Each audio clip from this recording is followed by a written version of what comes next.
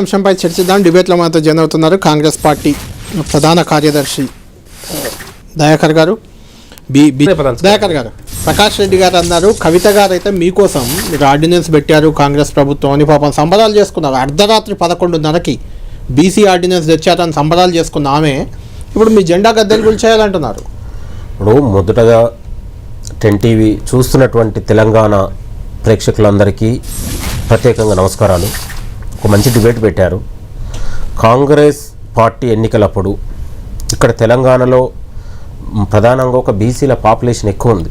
సంవత్సరాల తరబడి బీసీలకు అన్ని రకాలుగా అన్యాయం జరుగుతుందనే ఉద్దేశంతోనే బీసీలకు ఒక పెద్దపీట వేయాలనే ఒక దూరదృష్టితోనే ఆనాడు కాంగ్రెస్ పార్టీ ఒక పెద్దపీట వేసి స్థానిక సంస్థల్లో వీళ్ళకు ఒక గతంలో మనం బీఆర్ఎస్ హయాంలో మనం చూసినాం 34% ఇవ్వాలని పోయి కోర్టులో కేసు వేసి మళ్ళీ తోక ముడుచుకొని కేసు రిటర్న్ తీసుకొని వచ్చి మళ్ళీ ఇదే స్థానిక సంస్థల్లో 23% కోసం 23% రిజర్వేషన్లు కల్పించి తోకముడి చేతులు దులిపింది. గతంలో మనము ఇదే ఉన్నటువంటి స్థానిక సంస్థలు బీఆర్ఎస్ పైన అన్ని రాజకీయ పార్టీలు కూడా పెద్ద ఎత్తున మనం ఇచ్చేసాం, దాన్ని వ్యతిరేకించినాం. కానీ అట్లా బీసీలు మోసపోతుండ్రు. వాళ్ళకు మనం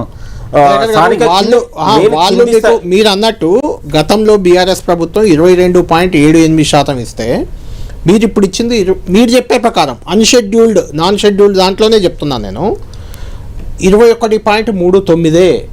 అంటే వాళ్ళకంటే మీరు తక్కువ ఇచ్చారు.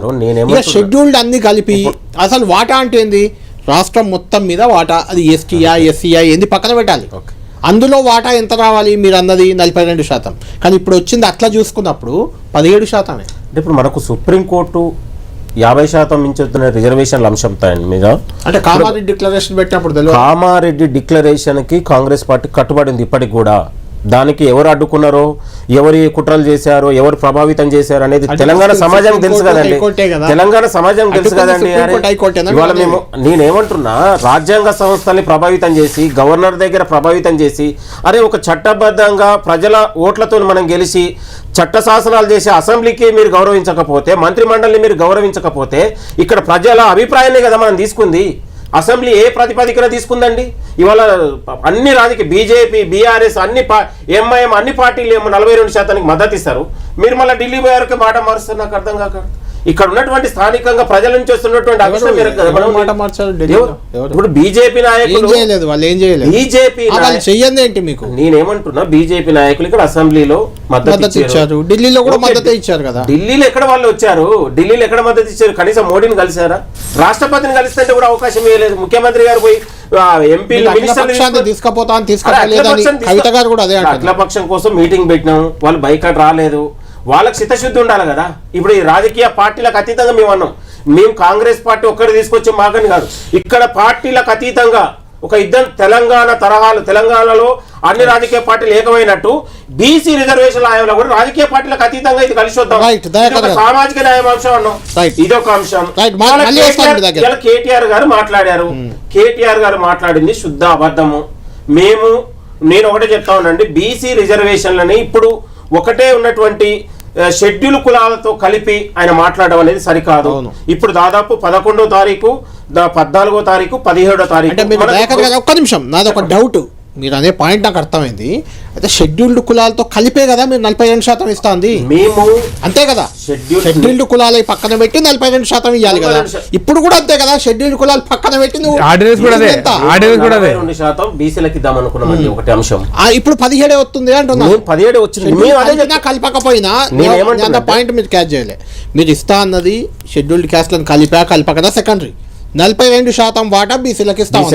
ఇప్పుడు మొత్తం పంచాయతీలో వాళ్ళ వాటా 17. ఆయన అన్నది కరెక్టే కదా. 17 అనేది ఏ క్రైటీరియా కూడా కాదు. అతను వచ్చింది చెప్పండి. నేను అంటున్నా ఒక్క నిమిషం, మీరు అన్న పాయింట్ 42% బీసీలకు ఇస్తాం.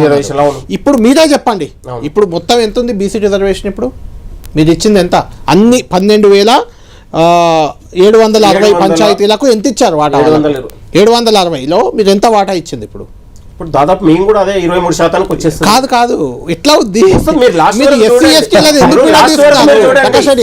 ఎస్టీలకు 10% పోతే ఎస్సీలకు 42 కదా మీరు ఇస్తుంది అనేది. మేము కూడా 23% వస్తుంది. మీరు చూడండి లాస్ట్ వరకు. నేను అదనట్లేదు, ఎస్సీ ఎస్టీలు పక్కన పెట్టాకే బీసీలకు 42 ఇస్తామన్నారు.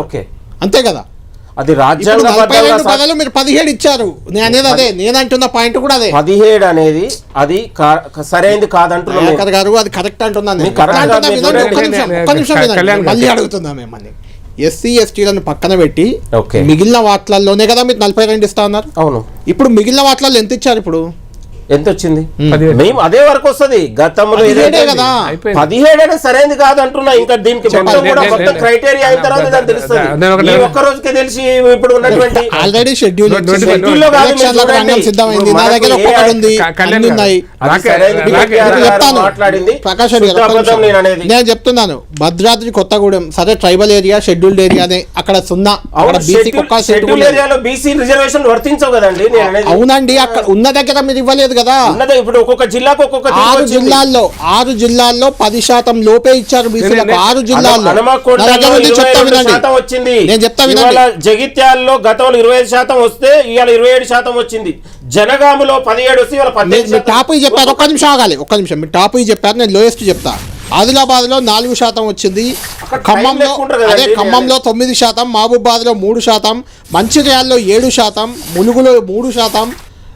ఇట్లా చూసుకుంటూ పోతే ఇంకా అంతే 13% ఇక్కడ నాగర్ కర్నూలు, ఇట్లా చాలా వచ్చాయి కదా.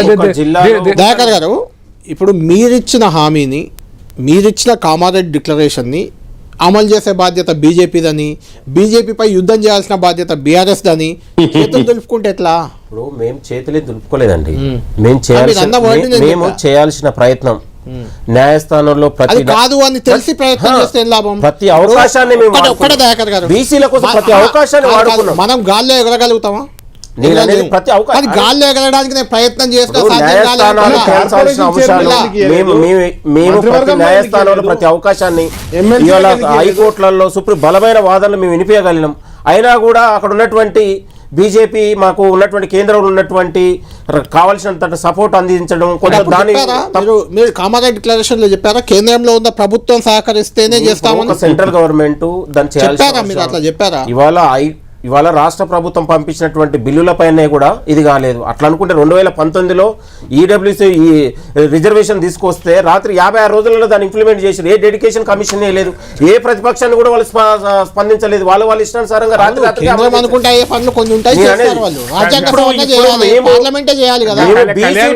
రెండు పంపించిన తర్వాత కూడా దాదాపు 5-6 చట్టాలను అక్కడ ఇంప్లిమెంట్ చేశారు. ఈ 2 చట్టాలపై పంపించిన 2 బిల్లుల పైన చర్చ కూడా తీసుకురాలేదు.